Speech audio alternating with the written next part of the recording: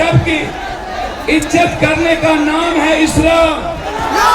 शांति का पैगाम है इस्लाम, मोहब्बत का पैगाम है इस्लाम, कुर्बानी का नाम है इस्लाम, इंसानियत को जिंदा करने का नाम है इस्लाम। अस्सलाम वालेकुम, जय भीम, नमो बुद्धाय। भैया मैं क्या कहूँ,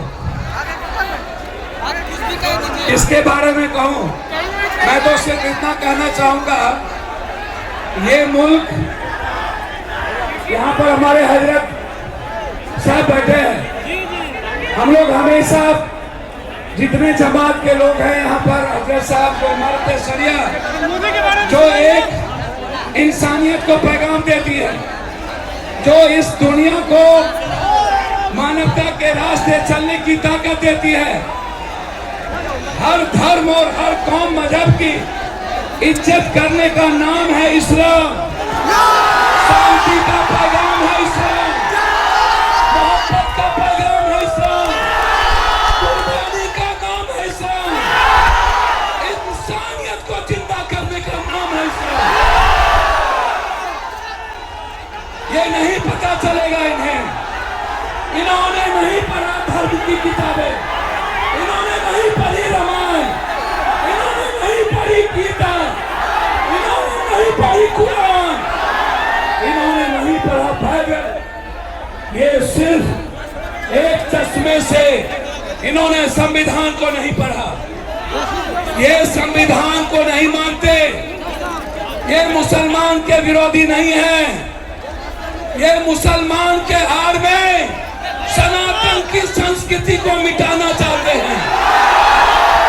ये मुसलमान के नाम में दलित आदिवासी के अधिकार को छीनना चाहते हैं।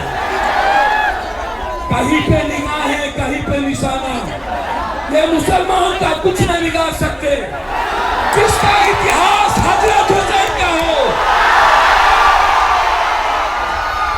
उन्हें नहीं पता कुर्बानी का इतिहास बहुत बड़ी ताकत है।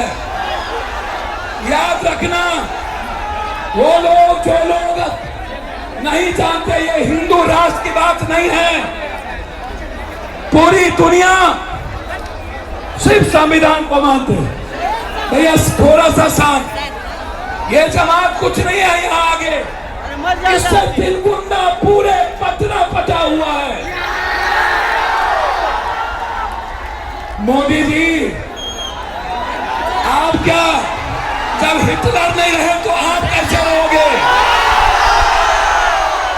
कोई नहीं बचा है इस मुल्क में, सिर्फ मोहब्बत बचेगी, इस मुल्क में सिर्फ सच्चाई बचेगा।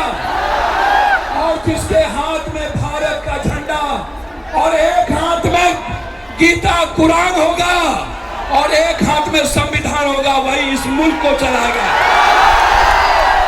आप मत सोचिए, आप तो मरने वाले कौम हैं।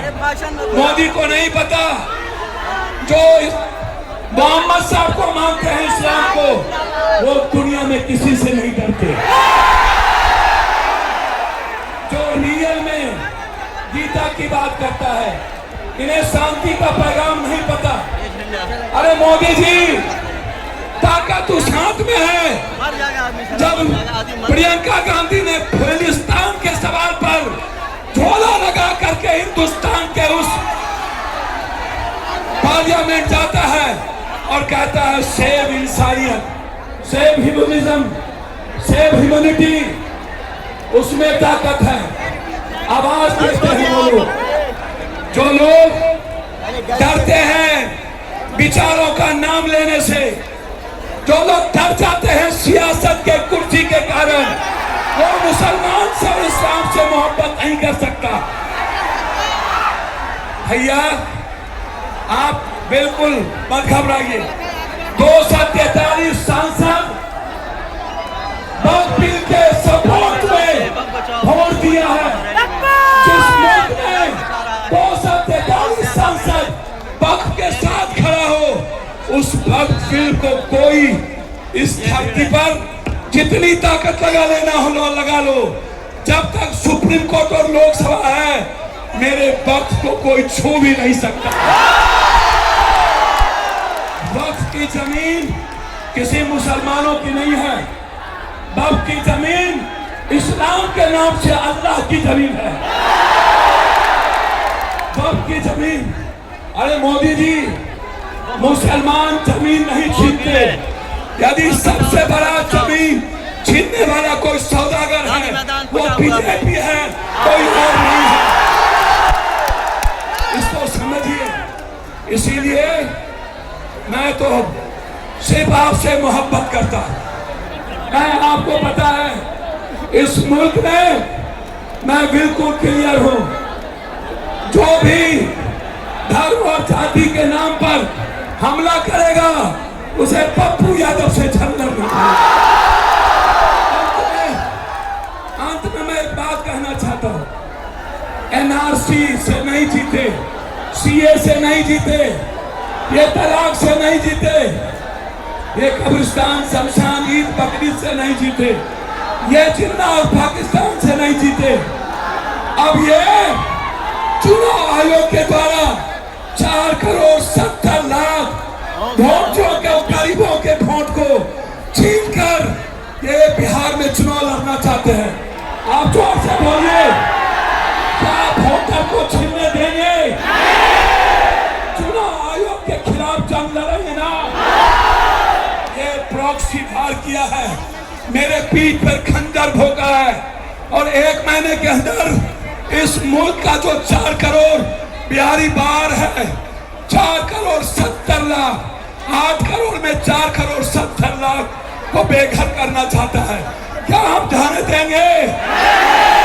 इन्हीं शब्दों के साथ मैं आपको कह देता हूं, जब जब संविधान पर हमले होंगे, जब जब किसी शांति और मानवता के लिए जीने वाला इस्लाम हो या सिख, सनातन पर हमला होगा, और ये पाखंडी बाबा से लेकर नरेंद्र मोदी जी आप कितना हमला करो, लेकिन ये मुल्क आपको बर्दाश्त नहीं करेगा। बहुत बहुत आपको धन्यवाद। अल्लाह हाफिज। हम लोग जिंदा हैं, और जब तक पप्पू यादव जैसे लोग जिंदा हैं, तब तक कोई आपका बाग भाला नहीं कर सकता। हमारे हजरत साहब ने आदेश दिया था, और हजरत साहब ने सभी जगह खाने की व्यवस्था किया। जिन्हें भूख लगे, 1 लाख लोगों की व्यवस्था आपके पीछे है। बिना खाए नहीं जाइएगा। जब तक पप्पू यादव है, तब तक कोई भूखा नहीं है।